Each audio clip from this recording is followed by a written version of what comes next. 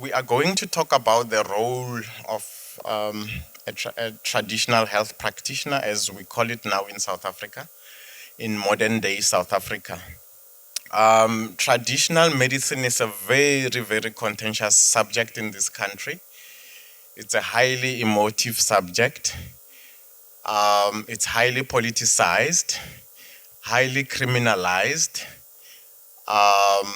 It's also one of, I think, 4 or 5 industries in the what we call the black mass market, which is the taxi industry, the stockfile schemes, and spaza shops.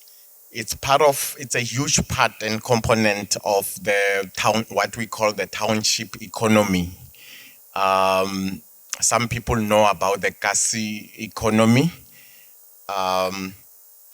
So traditional medicine is $1 billion industry in this country. And there's a lot of people that want to go into that market without the proper credentials. That's one of our biggest headaches today. That's why I'm saying it's a very emotive subject, very controversial. We will deal with that towards the end of my talk, the controversies surrounding traditional medicine today. I haven't lectured for a while. Let's look at the content of my transformational talk. We're going to have a generic introduction. I'm also going to talk about the ancestral calling and what it entails, and then the institutional context of healing in this country, the daily duties of a healer, the healing paradigm, what I call the healing paradigm, that's one of my specialties, ceremonial duties of a healer in this country, and the contextual challenges that face the healing industry. That's what I was referring to earlier on. I've chosen a very interesting introduction to this topic. Before we go in depth, yes, I've been in the healing industry for 23 years, 22 of those as a full-time traditional healer. I had to leave corporate, and the last year was obviously when I was an intern and during training. So in the last 23 years, I've done my own research, as much as there has been research that we did through the Department of Health to establish certain healing protocols and trends in this country. When we go back to the origins of healing in South Africa, we find that healing in the pre-colonial South Africa was a pretty organized outfit. Most of you will be shocked today to hear that our forebears used to do sophisticated surgery on their patients. So healers pre-Mapungubwe days and around Mapungubwe days and pre-colonial days had a sophisticated machinery in place. That included things like they were performing sophisticated operations like brain surgery, heart surgery. They were doing cesarean sections. And I think most of you today will think I'm talking rocket science or I'm dreaming. What then happened with the advent of colonialism and the conquest of Africa is that when Africa was placed under colonial rule, all of that disappeared. Between the colonizers and the missionaries, they managed to take over the healing paradigm by way of what we now call in South Africa conventional Western medicine, and then made it illegal for our forebears to continue with the work that they were doing. So there were no antibiotics, but we had forms of infection control. Traditional medicine wasn't sophisticated. There were no theaters like we have today. We would set up our forebears would set up a theater in a Rondaville, somewhere in Malawi or somewhere in Limpopo, or anywhere for that matter in the rest of Africa. So all of that was taken away in favor of antibiotics and the modern healing system as we know it, medical system as we know it. our realm today is still referred to as the African traditional medicine space. So I'm sure we all go to ATMs, you won't forget that. It's African traditional medicine.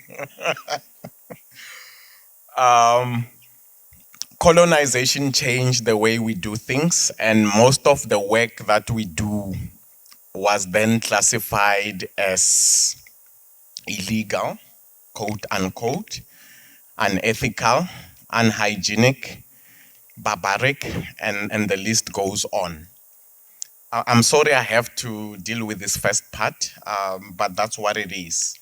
So between the colonizers and the missionaries, I mean, I read a few books back at during my days at UCT, where some of the missionaries would refer to traditional healers as witch doctors, which is a swear word in Africa.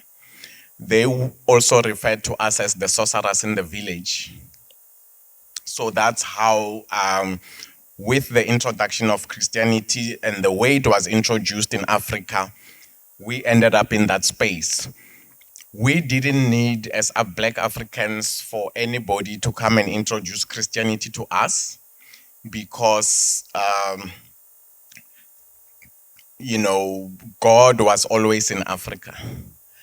God is umvelingangi, mudimo. We always had that concept, and it was very clear. The high one, the mighty one. There were many ways of expressing who God was, but they were very clear. It remains that way today. So if you follow the trends in all the institutions of higher learning in this country, in the religious colleges and so on, and the universities, there is a branch of theology which dwells strictly on African traditional religion. That's who we are as a people, as an African people. And I'm glad I'm seeing a lot of African people here in a rainbow form. And I think these are the people that are gathering with us today, because the word African says Africa belongs to all those who live in it, black and white, all colors. And I'm sure a lot of you were born in Africa, so you are Africans. So we have a concept called African traditional religion. It doesn't have to be sugar-coated in the form of a god that was imported from Europe by German and American and English missionaries or French missionaries or anything. I grew up in the Presbyterian church. It's called the Swiss Mission in South Africa. So I'm a product of a mission school as well, by virtue of my family background.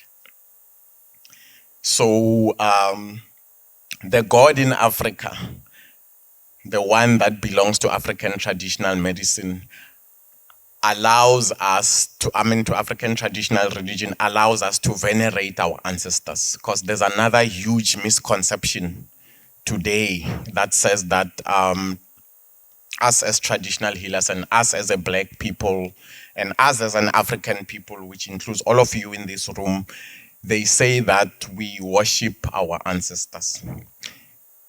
In modern speak, that is fake news coupled with propaganda.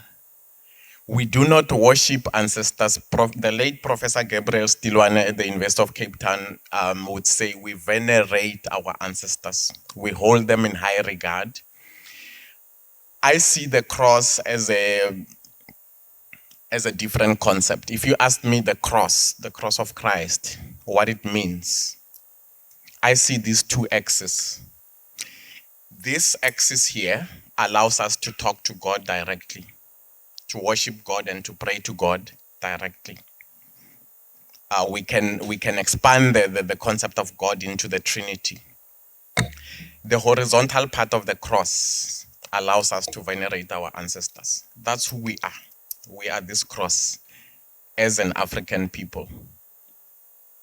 And I hope that that concept will settle a lot of confusion about who we are. As I stand here, I've been a herbalist, I've been a healer, I've been a mngoma, a sangoma of 23 years. I have an outstanding calling. I've been called to become a bishop within the African traditional religion space. And I have to go for secondary training because I've done that sangomanship already. I'm going to come back firstly as a prophet in the early days and in latter days as a bishop. That's the gift in me. It was confirmed by the people that brought the dreams and the visions. And when I was trying to ignore them, they came furiously in the second dream and say, "Didn't you hear us?" In my Ndumba, there's a Bible and there are other religious texts because that's who we are. I've got colleagues who are already in that space of being prophets. So when you go to them for a reading, they don't only throw bones, but they take out their Bibles and they pray and they see visions, and the visions that they will see during the reading will relate to who you are and basically path out your entire life and solution you as a patient in terms of the problems that you are having. I'm currently doing that through bones only, but I've got a lot of colleagues. In healer speak, as Avokoko Nabomkulu would know, we call it that somebody is double. So you're a sangoma and you're also a prophet. On Sunday, you go to church, you wear your blue and white, or you wear your speaker. It might be yellow, it might be another color. You go and praise God. You carry your clock, which is your stick of office, similar to Ishoba. During the week, you are busy praying for your patients and your clients, the people that come and see you. You pray for water, you pray for them, sometimes through the medium of touch. You heal through the medium of touch as well. That's who we are.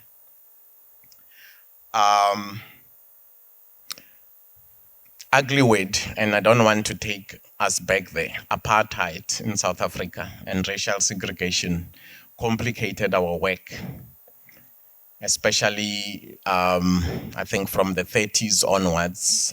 It got worse in the 50s and the 60s. The stigma of who a healer is in South Africa, the traditional doctor, but the one that they would call a witch doctor, because you can't be a witch doctor.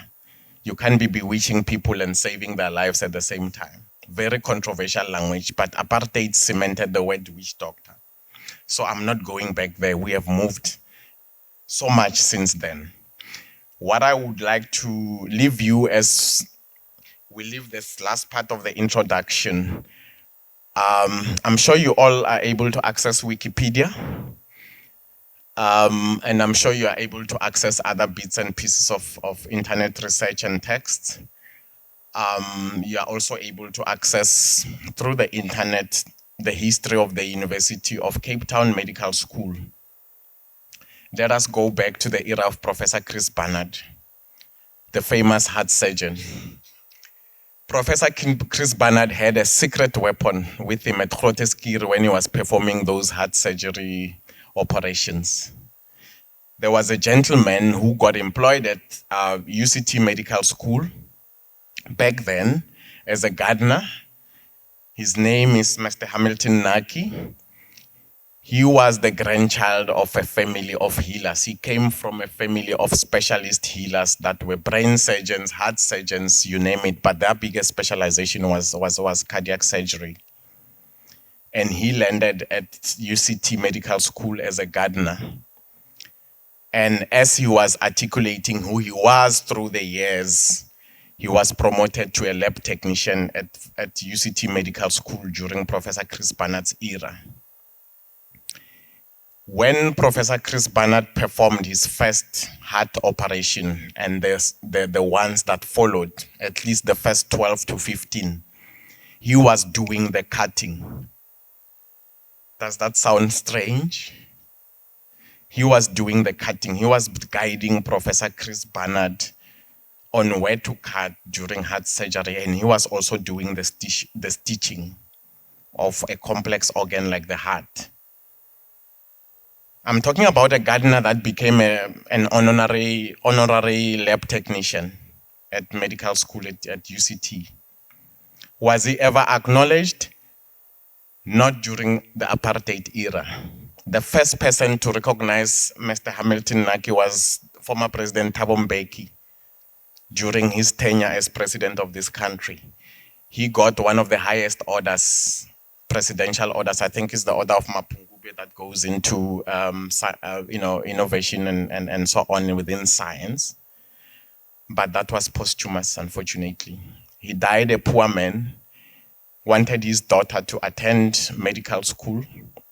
He couldn't afford that. He couldn't afford get a bursary for his daughter. He couldn't afford a TV set during his pensionable years.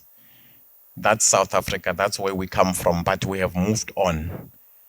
That is the suppression that traditional medicine has experienced in this country.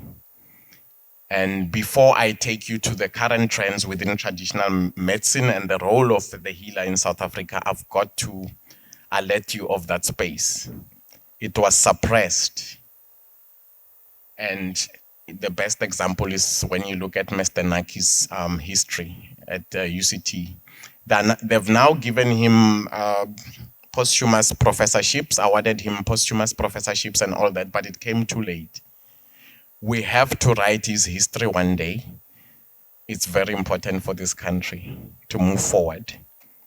So if you talk about theft of intellectual property, it happened in Africa. It's still happening today. But we are cautious of that space, and we have come forward as the new generation of healers to reclaim our space and to protect that space. I always tell people that beyond being a healer, I'm a child of the revolution. I was born in Soweto, and I think I was doing grade 4 when Soweto 1976 started. I dodged bullets every day. I have a stray bullet from 1977 in my stomach. So yeah, there's certain topics I feel very strongly about, but that's not the stage today. Today we are healing. I can sense a good energy here. I'm glad to be in the South Coast. I'm from the red race in Joburg. It feels good to be here. And since Friday, I've been just feeling a great energy, and I've met so many friendly people. Every single person I've met in this festival is so friendly and welcoming. Thank you. Where are we now? Let's go into the paradigm of the ancestral calling. I will cite my own personal example to expedite everything. We're talking about signs and symptoms, inferences to clinical signs of depression, misdiagnosis of the ancestral calling, depression and burnout, financial difficulties. I'll stop there before we go into healer training and initiation. So this is my story. 1998, I had just turned 30. So you know my age now. I had just turned 30. I was working for the biggest engineering company in this country. It's gone through an evolution of names from being Van Wyk and Lowe, the big company that built the N1 from Beitbridge to Cape Town, to being Africon during my era, to being the present day big engineering giant called Oricon, based in Pretoria. I'm sure most of you know Oricon. That was me. I was a project manager. I was traveling a lot, flying a lot, handling big projects. My first project at Africon, they gave me a checkbook for about 12 million in 1994. And we were facilitating land reform because I studied land surveying and civil engineering at the University of Cape Town. I was reporting to then Minister Derek Hanekom, who was the first Minister of Land Affairs in 1994 at the advent of the new democratic government. I was working in the 20th floor in central Johannesburg, not very far from where the gas explosion took place last week. I was literally high-powered, big brains. I used to sit in Exco at Africon, and Exco at Africon was, your average age was about 55. Afrikaner, director. I used to sit with them because we were trying to transform Africon from being Van Wyk and Low to a civil engineering company that was going to be relevant in the new South Africa. They had big plans for me. I was promised a directorship during my appraisals, but with specific goals. And one of the goals was to go back to University of Witwatersrand to study town and regional planning, which I did in 1995. Then things complicated. I got a scholarship from the Royal Town Planning Institute in the UK at the invitation of the Queen to go and do further studies in the UK. But that day never came. My granny was a healer. She said, "You ain't going to London." So it's 1998, I'm at Africon, I'm waiting for that big moment, and I fell very ill. Headaches, persistent headaches, burnout. Remember, I'm only 30. I've been working since 1993. I was diagnosed with yappy flu, chronic fatigue syndrome. And I ended up going to therapy with a psychologist in Houghton. My medical aid was paying. I was on Discovery when I started working. Discovery paid for my therapy sessions and my antidepressant drugs and all that till the facility ran out. I wasn't getting better. So 30 years old, I'm single, and my life has come to an end. Those are some of the signs and symptoms of an ancestral calling. I was a born-again Christian, remember? I didn't have a clue about being a Mkulu and a Gogo and how a calling manifests. My Christian brothers and sisters from UCT and the Baptist Church here in Joburg said, "We are going to fly you to Nigeria at our cost. One of the Nigerian top prophets will pray for you and you'll come back and your life will continue." That day wasn't going to come. In the year 2000, we went to Mozambique with my partner. She's here. We flew to Mozambique and back on holiday. I was still working, but I was just barely forcing it. And when we landed from Mozambique within 2 weeks, being a born-again Christian, I went into trance. And I started divining my sisters and members of my family who were there, and I told them about their past, present, and future. Remember, I had been going to therapy in Houghton.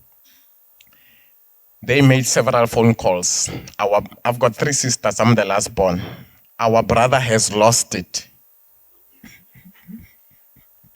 So I was given some tablets, and I can't remember what they were. And I went into long sleep for 2 days, and when I came back, I seemed normal again.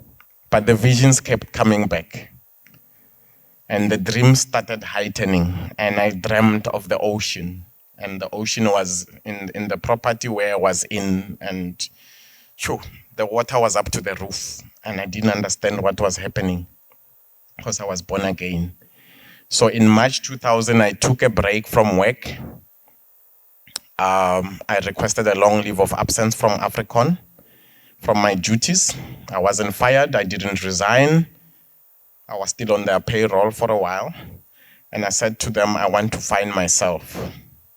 And that took about period March 2000 till October 2000. With the help of my partner and other people, I think around August, it became clear that I had an ancestral calling. It was predefined. The dreams were becoming more and more vivid.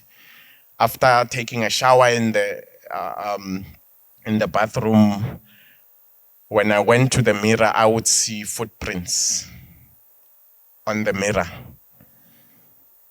and nobody else would see them. I already had a cell phone then and tried to take pictures of the footprints, but they all came out blank.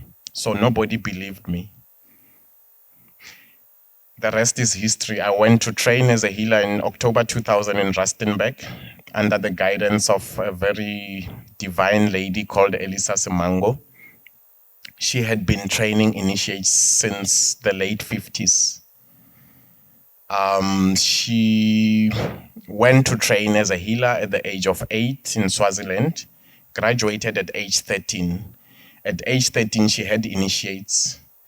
She was doing space clearing. She was binding cadavers, dead bodies at the morgue when there was foul play. And she was healing the nation. So I was one of her last borns in 2000 when I walked in here. She looked at me. She said, "You read too many books, my son. Welcome to healing." And I became her best friend alongside the other initiates that were there. Came back in 2001, August, fully decorated as a healer. Went into the water in the middle of June at 4 in the morning that year in 2001, as we all know. I've got a nephew from one of my sisters who's got a PhD in clinical psychology, and we share notes. He studied at Vets. He's got his own practice at Donald Gordon. And the notes we share tell us that the 7 clinical signs of depression, signs and symptoms of depression, are the same 7 signs and symptoms of someone with a calling. What does that tell you?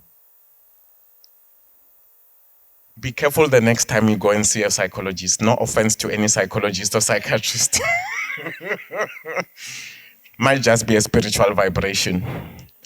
I drank antidepressants for 2 years and was attending therapy. They did hypnosis on me and everything. I used to be on vitamin injections because I had yappy flu and I was forever tired. But today I'm very energetic. I'm 55 years old.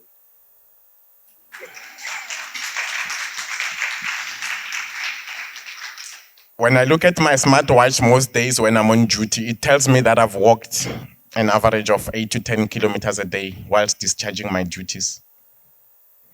I had a Samsung watch 3 years ago, and I was on the global challenge. I used to walk 250,000 steps. I mean, the steps that I used to walk in a month would amount to 200 to 250 kilometers a month.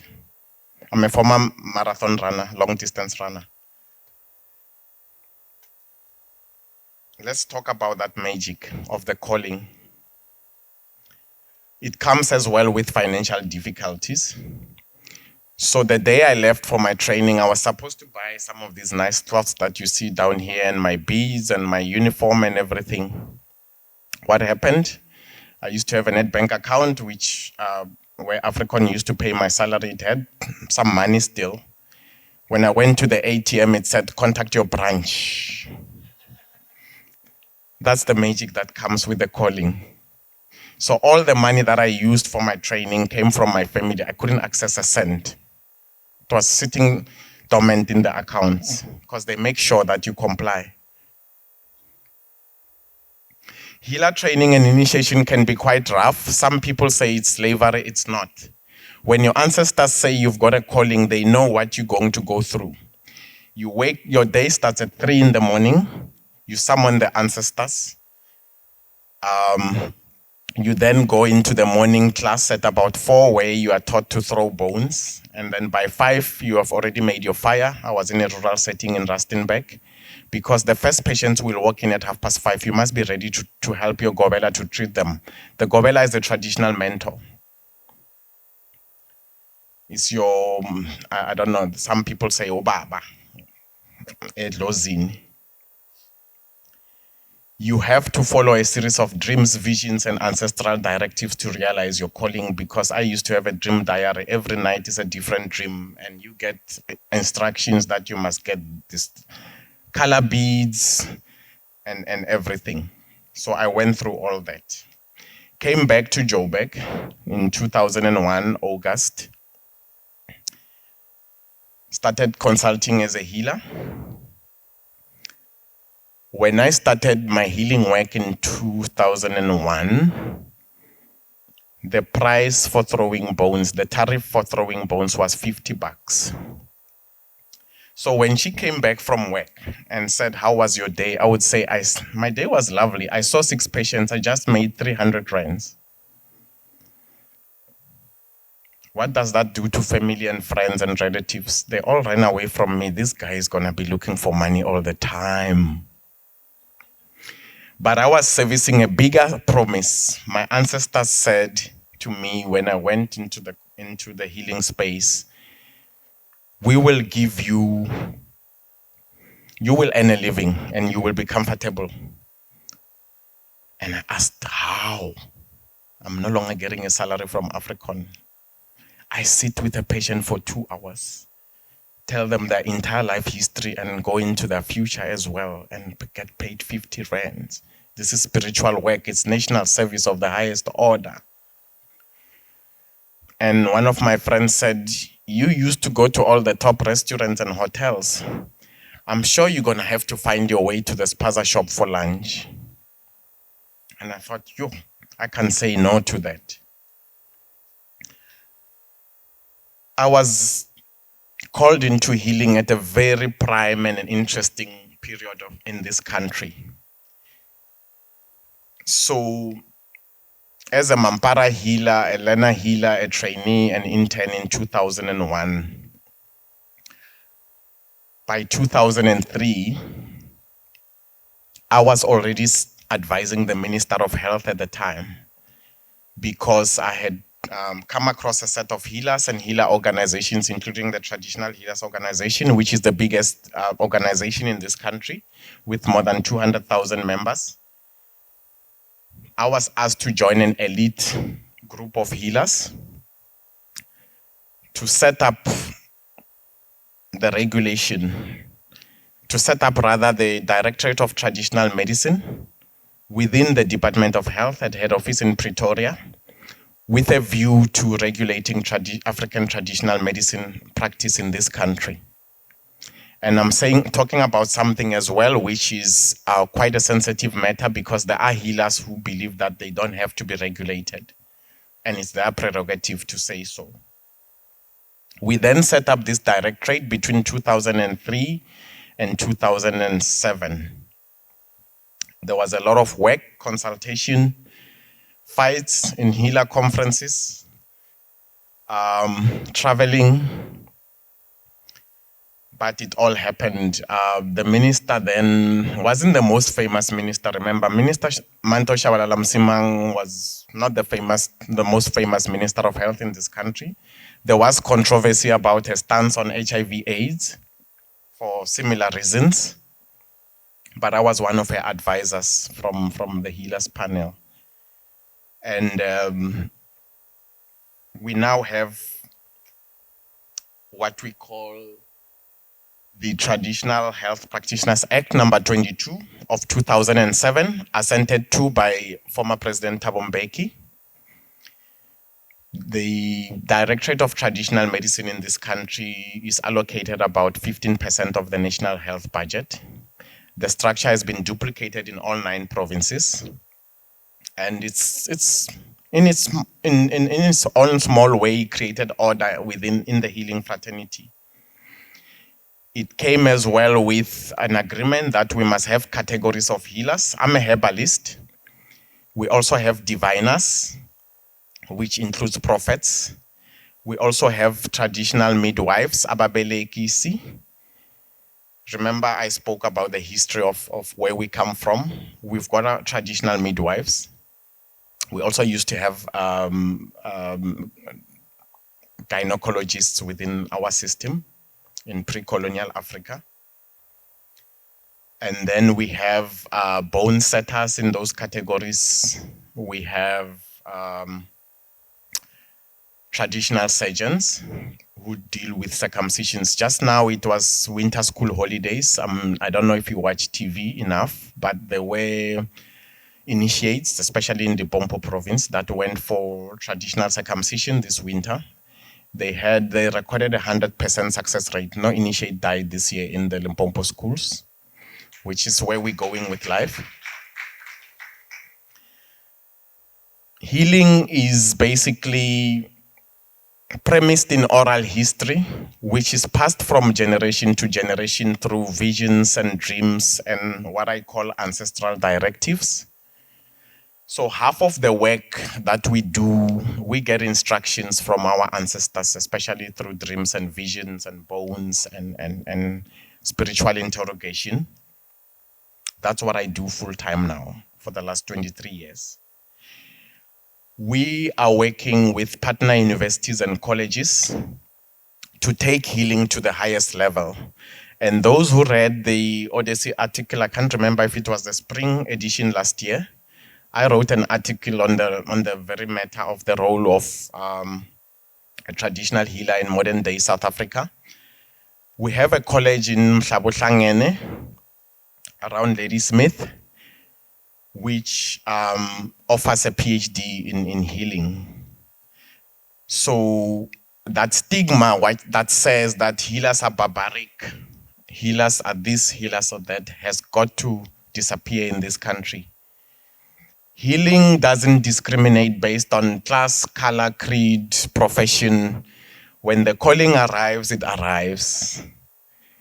The classical and scientific definition of somebody with an ancestral calling is someone that's been given an instruction by their paternal grandparent and or paternal grandmother and or paternal grandfather to go and reclaim the legacy of that family in the healing sphere.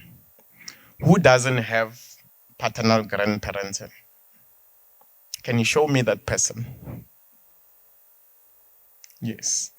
So that means that any of us is capable of being a healer because we have a mom and a dad. So we have paternal grandparents. That's what healing is about. When we say unedlozi, unalibadimo, we are saying that one or both of your paternal grandparents have reactivated in you and given you an instruction to become a healer. It's as simple as that. So it can attack any of us, really. The calling. So we are partnering with universities. University of Pretoria is busy with the Mapungube collection. University of Northwest is offering up to PhD studies in indigenous knowledge system. So is the University of Limpopo. University of the Witwatersrand has done a lot of work in that space, especially within archaeology and urban and spatial planning. And I was privileged when I was doing town planning to study some of that history without realizing where it was going in my life. So I think I'm not too sure about University of Cape Town and the others, but there's a lot of work that's happening behind the scenes. What is a healer? A healer is somebody that has received a calling, honored the calling, and received training from an accredited, and that's very important, spiritual mentor or traditional mentor, as we call them, abokobela. That's what a healer is. Simple. As you know, we have Indian healers in this country. We have got black healers, we've got white healers, we've got colored healers. I hate using the word colored. You'll excuse me. I come from the struggle. That's the beauty of this country. When Mama Deborah Robbins, and I call her Mama Deborah because in my culture, I can't call elders by their first names. So I call her Mama Deborah to compensate for that. When Mama Deborah Robbins asked me to come and speak at this festival, she said to me, we need more and more of a diverse community of South Africans to consult with traditional healers. That was my brief. And I said, you're my way. Where do I start? How do I tell your average white folks in this country to consult with healers? Because when they read the news every day, there's something that says sangoma is in court for ritual murder. How am I going to sugarcoat that? Difficult, isn't it? We have ethics in traditional medicine. We have an act of parliament. We have a policy of African traditional medicine. Remember that magic word, ATM. We have a policy, a standing policy of African traditional medicine. I was part of the team that worked tirelessly to make sure that the policy became an acceptable document that we could take to parliament. Any of that stuff that we read about in the newspapers about the bad things that are being done by sangomas and prophets basically belong to Minister Becky Cele. It's criminal. We are not part of that. The Act is very clear on ethical conduct of healers. So criminal activity remains criminal activity. What are the daily duties of a healer? I've drawn that pie chart. Can I use that pointer? I've drawn that pie chart and you realize that I've said 25% here is pro bono. You cannot be a successful healer in this country or anywhere in the world and in Africa and the diaspora or anywhere for that matter if you can't do a bit of pro bono work. Because the ancestors will send a patient to you who's got 0 rand and 0 cent and they're very sick and you have to save their lives. It's not about money. That's why we say it's the calling. What I do in my practice is that, yes, we have a price list. We have a tariff list that's issued by the associations for the work to say, we throw bones at 200 rands and we treat patients for this condition at this amount of money. But I also have a list of patients that I'm treating for free, just to uplift them and just to make sure that they can carry on with their lives. So they are handpicked based on their material circumstances. Obviously, they can't pay me. Some of them will thank me the day they get a job, and that's where it will end. It's a calling. It's permanent national duty. We do bones readings. I do a lot of those. It's based on taking the life force of your patient when they come for a bones reading. It's called the prana, when they breathe into the bones pouch. Remember the period 2020 to 2022, outbreak of COVID-19. We had serious problems. I worked during level 5. Remember, I work from home, I risked my family. Consulted with patients during COVID for 2 years. I had a thermometer. I was buying a lot of gloves and masks and sanitizer and all that. And what's the first thing you do when you do a bones reading? You go to the patient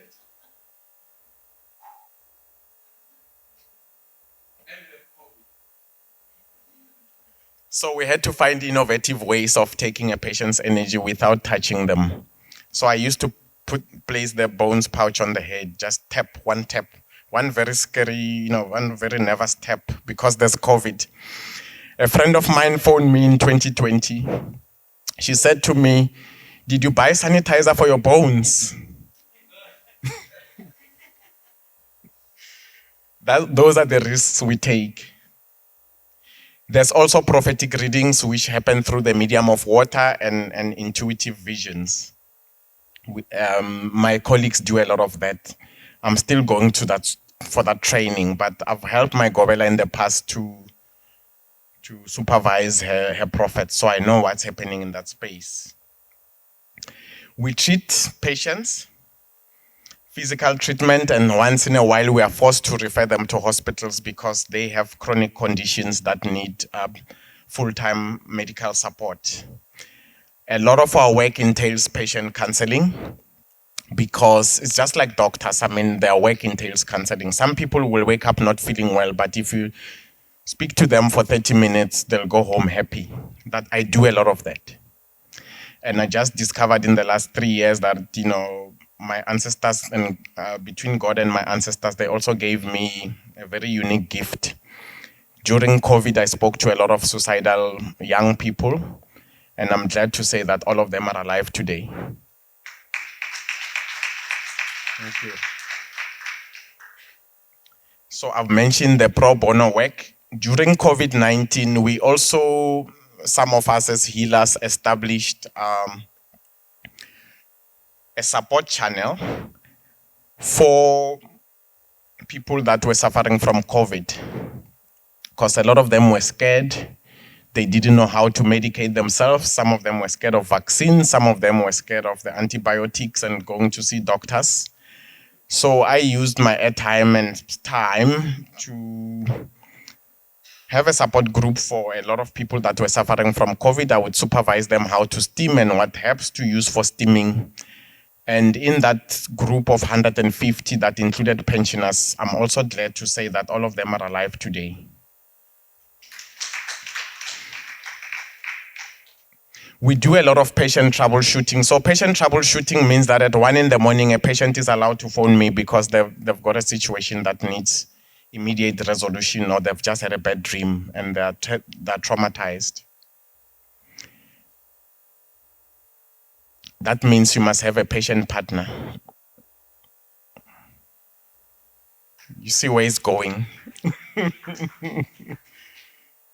I wake up at 4:15 every morning to start my day as a healer. So after 4:15, if I'm still in bed, I'm busy texting because one of my patients has had a bad dream and they need clarity. We cultivate, process, and package herbs. It's hard work, it's high risk, it's dangerous. Snakes are chasing us in the bush. So a healer is a high value target. Let's go into the healing paradigm. This is the stuff that I was talking about before. We have 3 kinds of illnesses, right? Clinical, psychosomatic, and paranormal illnesses. Believe me, the medical world is confused because we have patients who are walking around with ailments that are caused by paranormal activities, and the doctors are trying to solution them in hospitals and are registering no progress. We need to work together in primary, secondary, and tertiary healthcare systems to achieve synergy. But who am I talking to? The pharmaceutical world doesn't want us. The medical world doesn't, medical schools don't want to talk to us generally. We are taking their core market. So we are out on our own. Why did you go see sangoma? Look at you now. You worse. Those are the comments we hear from hospitals and clinics. The list of ailments that I've highlighted there just shows us, give us a brief example to say if you've got hypertension in 2023, it might not be a clinical condition that requires chronic medication for high blood pressure. It might not be that it's psychosomatic and being interpreted as temporary stress, but it might be out of paranormal activities, because the people that perpetuate paranormal activities know how to give you high blood pressure, cause your system to have high blood pressure within 3 weeks.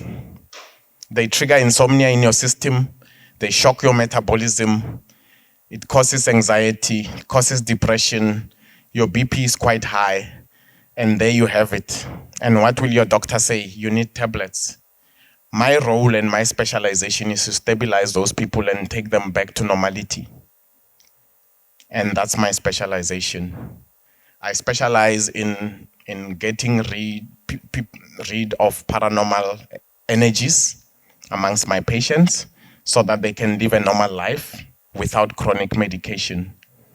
The African National Congress invited me during COVID, the women's desk, the young women's desk, to be part of the support group that they formed for what they used to call Mental Health Mondays, which was a national outreach so that people wouldn't be as depressed as they were during COVID. And we gave the nation reassurance that they are going to be just fine beyond COVID. It was very important. And in that panel, there's a lot of psychiatrists, psychologists, social workers, occupational therapists, and the like. My challenge to them is that why do you put people on chronic medication? If I have a mental health patient, it takes me 3 months to stabilize them and to have them back doing their duties as per normal without painkillers and tranquilizers. That's the beauty of African traditional medicine.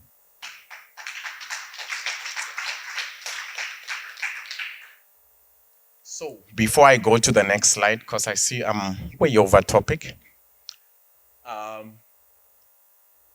If you're suffering from any of those ailments, and even more, which are not listed in that list, be very careful before you go and see a doctor.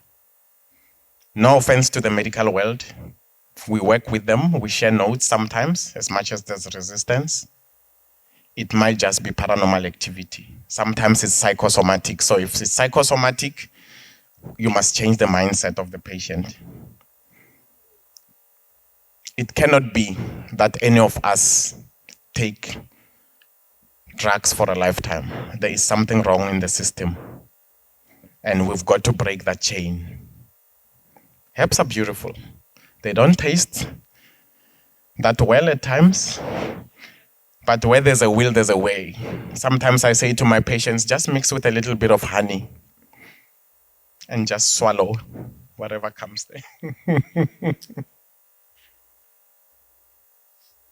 Ceremonial duties for healers. Healing is a very noble and majestic calling. We have lost our status in this country and most of Africa as healers. The average healer in pre-colonial Africa was an advisor to a king, a very important person in society. That was a healer. Healers were highly respected and they carried diplomatic passports, if you know what I mean, because that's the work we do. Advisory to royal families, rainmaking, healer training and initiation, the supervisors of circumcision and rites of passage, the overseers of cultural rituals and ceremonies, protection of natural ecosystems and biodiversity, veterinary science, food production, community safety and tribal defense systems. Basically, we operated the intelligence that would protect the tribe from its enemies. We didn't need the CIA. That's the duty of a healer. If you study the history of wars in Africa, you will find that healers were very, very pivotal to the success of some of those battles. When Samora Machel and Frelimo conquered the Portuguese in Mozambique, they had healers that would make their battalions disappear in the bush or look like mealie fields, and the Portuguese would be very confused. That's the duty of a healer at national level. We have our own secret service. Today we have lost that status because of the stigma that goes with being a healer, as well as how much we've been undermined by modern systems. And we've got to reclaim that. I think the biggest agenda for future healers is to reclaim the healing space back to its glory days in Africa and the diaspora and the outback. The Maoris in New Zealand, the Aborigines in Australia, very special people. That's why we have the strongest rugby team coming from New Zealand. Did I say something bad? Just kidding. Contextual challenges facing healers in South Africa in 2023. We have a lot of charlatans in the field, false prophets, fake healers. We have ethical misconduct. We have healers that assist people that perpetuate crimes like cash in transit heists, shoplifting, and general criminal activity. We have healers that are involved in ritual murder and violate the Human Tissue Act. We have healers that are promoting bad energies and paranormal activities. Our aim is to give life, not to kill, not to torture. We have healers that are exploiting their patients and overcharging them. Our tariffs are controlled by healer associations. So in my association in Rustenburg, every year in January, we get a new tariff list to make sure that we stick to the knitting and to make sure that we don't exploit our patients. That's the way it should be. We have healers that are undermining patient confidentiality. And we have healers that are ill-treating their trainee healers. The stigma is a big problem. Oh, you went to see a sangoma. You are now using moti. Moti is a big swear word in South Africa. Yo, what is moti? Moti is herbal preparations. Good people. Let's come back to reality. There's no moti. Moti is just a Zulu word that refers to herbs. There isn't this muti that people talk about every day that is so scary. The Christian stance on healing is also problematic, but we spoke about that in the beginning. Thank you very much, ladies and gentlemen.